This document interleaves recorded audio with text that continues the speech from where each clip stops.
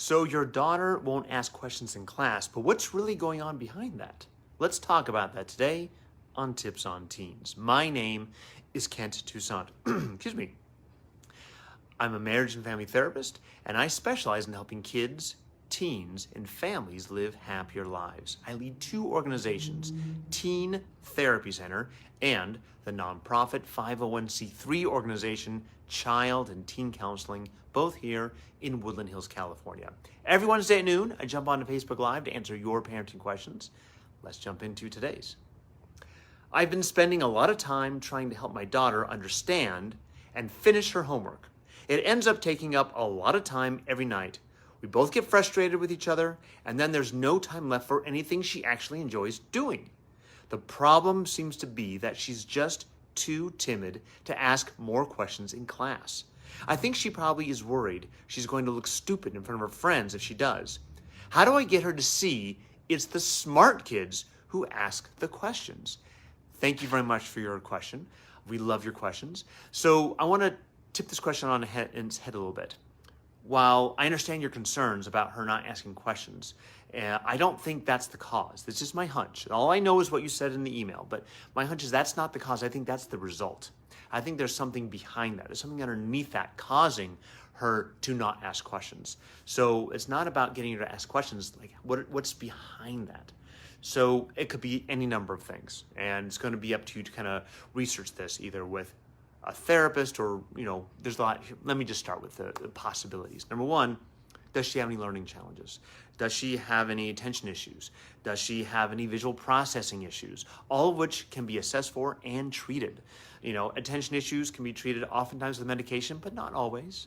Any learning challenges, there are educational therapists who they focus on helping kids rebound and recover and get on track to learn how to learn, be more effective at learning. Visual processing, there's developmental optometrists that will lead your kid through visual processing skills and drills and exercises to help align their eyes so they're processing things. So your kid may have 20/20 vision, but if the words and the letters are jumbled around or fuzzy or, she can't really connect with the words, it doesn't matter if she has 20/20 vision. That's where like a developmental optometrist may step in. Also, it could be a lot of other things. It could be, anxiety. It could be traits of OCD developing, could be some depression, could be response to a past trauma that's don't know. Obviously, I'm just scratching the surface on some examples of many, but we wanted to find out what's going on here. It's not just ask more questions. If you keep not bullying, I'm sorry, that's not the right word, but pushing or pressuring her to ask questions, she's not going to do it. If she already knows she should do that. So what's behind it? And my other concern is the lack of self-esteem. So if she's doing homework all day, every day, so from 8 a.m. she's at school till, 11 o'clock when she goes to bed, depending on what time her bed is, she's going to school and not doing anything fun, not connecting with her friends, that's a problem. That's eating at her self-esteem. So, every adolescent there is has that ongoing narrative in their head of going, I'm bad, I'm wrong, I'm stupid, I'm ugly, blah, blah, blah, blah, blah, blah, blah, blah, blah, blah. And that doesn't get changed by just doing homework. So also, if you guys are arguing all the time about this, her identity is, I'm stupid, I can't do anything, I'm worthless. And so we want to start changing that narrative in her head. You can do that through therapy. You can get her, place where, all right, we're going to do 2 hours of homework a night.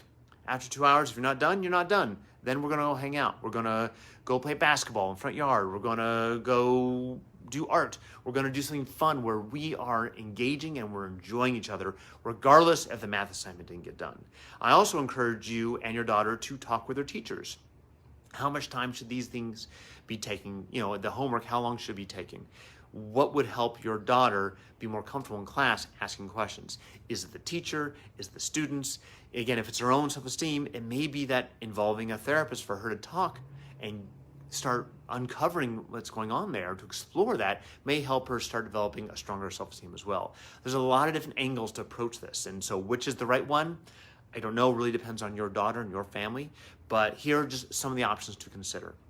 Thank you again for your questions. If you have more questions, you can always email us at tipsonteens@teentherapycenter.com.